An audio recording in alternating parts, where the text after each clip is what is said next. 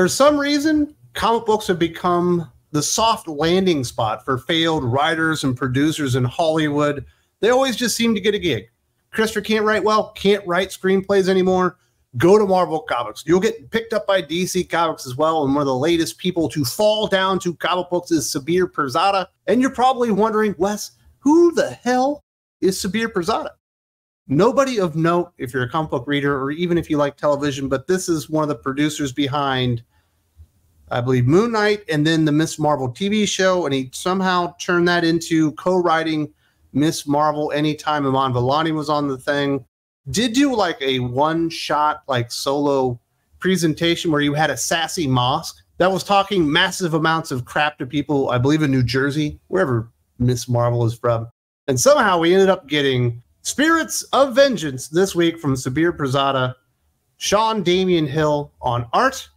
If you look at this cover, and this cover from Kendrick Lim, aka Kudka, is absolutely phenomenal. You look at it and you're like, I want to read this. It looks completely badass. The visuals are amazing. I want this as a poster on my wall. Unfortunately, this is the high water mark of the comic book, is the cover, and it is spectacular. And, you know, round of applause to Mr. Lip. Absolutely phenomenal job on there. Everything else about this comic book is random nonsense. This is what makes this Ghost Rider unique. I'm gonna spoil it right now. He's riding a wheelchair. I'm not even joking. That's the great concept that Mr. Pirzada came up with. You can tell what Sabir had been watching the week that he wrote this comic book. He'd been watching Jeepers Creepers. He probably watched Dumb and Dumber, and maybe he watched Jurassic Park or Jurassic World, one or the other, because there are somehow elements of all three of those in this comic book. And you say, Wes, it would be impossible to seamlessly mix those elements in together. You are 100% correct. That's how you get shit like this. And it's so incredibly bad. Let's enjoy it together. Let's have a laugh instead of having the cry that this comic book deserves if you actually like Ghost Rider. The Ghost Rider in this book is the Creeper from Jeepers Creepers. He's a scarecrow that's a skull with the same hat on as Jeepers Creepers. And it's become a local legend, and the teenagers, straight out of an 80s or 90s slasher flick, go up to see the Creeper and take a picture with it. And they're like, oh, I bet you wouldn't tongue kiss that Jeepers Creepers thing with the weird mandible tusks things coming out of its face. And of course, Blondie, being as retarded as she is, decides to French kiss the Jeeper Creeper Ghost Rider guy. That's like the only way you can describe it. Like it's such a ripoff. There isn't anything remotely even coming close to like originality here, but it's also not corny and stupid enough to where it's having fun with it, where it's completely like an homage to 80s slasher flicks and like this. And she tries to French kiss the Creeper. It falls over. And when that happens, she grabs her friend and they bolt because they want their other two friends to maybe talk to each other and maybe develop that sexual healing, that little chemistry or whatever going on there. It does not go well, but in the meantime, I do want to point this out because it will play in to the story itself. The dude with the bad haircut that's about to do something evil mentions that his uncle owns a polar bear. Why would you have a polar bear in Nebraska? I don't know, but we'll get to that. So they leave him there with the Creeper on the ground. The two are talking to each other. It's very clear early on that this boy is about to get friend zoned, which is not somewhere where you want to be, but sometimes you do end up in that space. And for some reason, they end up like holding each other, and he gets a boner. That's right. The boner plays a major part in this comic book itself. And because he got a boner, she starts making fun of him. Maybe it's small. Maybe it wasn't, erect enough. I don't know what the joke was. He gets very, very aggressive and decides, screw it. I'm just going to rape you right here in the middle of this field when our friends are supposed to be coming back in any minute. And he starts to perpetrate the crime, thus igniting the spirit of vengeance that they're laying next to, because the fucking skeleton thing is literally right there. Apparently that's an aphrodisiac in Sabir Pirzada's mind. It flames up and like grabs the guy and burns his arm, and then they run off.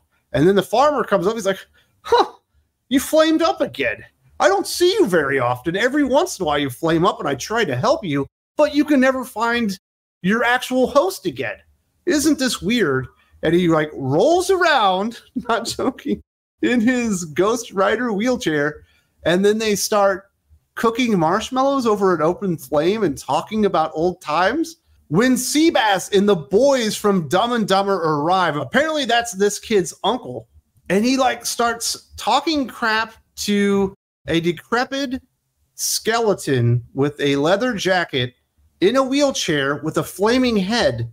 He's like, listen, ain't nobody gonna touch my nephew that way. You put hands on him and I'm gonna do something to you, Billy, because waha, we are the rednecks of Nebraska, and we is gonna have us a good time, and we is gonna show you how we do it around here. As if the dude isn't literally flaming on fire with tusks and spikes in his head, and despite being in a wheelchair, probably looks pretty damn intimidating, but Seabass and the boys are going to take care of it.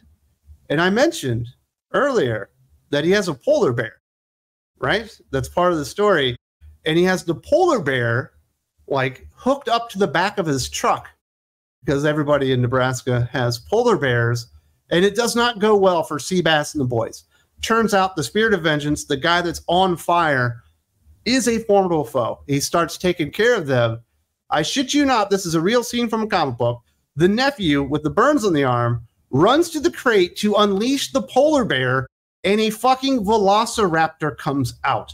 Now, I do understand that there are velociraptors and dinosaurs in the Marvel 616 and all that kind of stuff, but why the fuck would his uncle have a velociraptor? And if you did, why would you keep it in a wooden crate like that? I've seen Jurassic Park. I've seen Jurassic World. Those things are dangerous.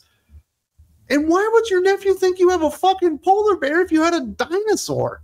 A dinosaur would be so much cooler to say, but maybe dinosaurs are like black market and you don't want the local wildlife commission to know that you have an unauthorized dinosaur living on your property. But it literally just comes out of nowhere. Like, fuck, there's a velociraptor, and it starts attacking the Spirit of Vengeance.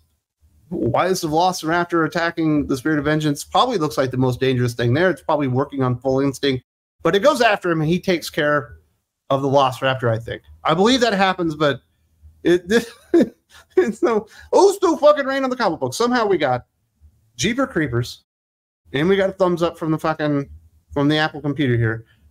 We got Dumb and Dumber and fucking Jurassic Park all in one crapola of a fucking script. And then there's like even weirder stuff going on throughout the book, because we do get like a side quest with Johnny Blaze, and he's sitting being seduced by sirens, and they're like, as long as you're intrigued by the beauty of our essence, you'll be here forever, Johnny.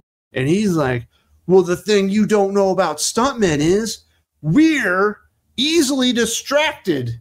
And then he turns into Ghost Rider and just beats the ever-living shit out of all these sirens. It's like total man on female abuse here. He like beats the shit out of him. He's like beating them with chains and all this stuff because they have a shell from, I think, 20 or 30 years ago where it was mentioned, and he wants it back.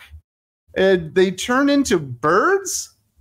Like, it looks like an owl with like a little face from a really shitty action toy from the 80s where it didn't have a lot of detail to it, and they put it on the bird's head, and he fights them and defeats them.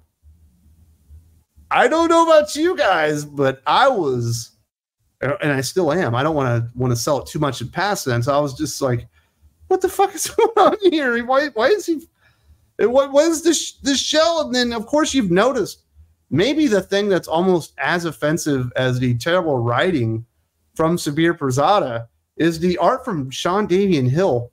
Now, I will fully admit, when you get like the Ghost Rider Johnny Blaze, he doesn't look that bad by himself. And maybe some of the times when you get Jeepers Creepers Ghost Rider, he doesn't look so bad by himself. But every other image that is created in this comic book sucks. It's so weird. Especially when you see the human faces, they're disproportionate. One eye will be so massively bigger than another one. Like, you're not getting a sense that their head is tilted to the side. It looks like they're deformed. And almost all the faces on the human characters, or what are supposed to be human representations going on in this comic book, look like they're related to fucking Rocky Dennis. You know what I mean? From Mask. And the art is just, it's awful.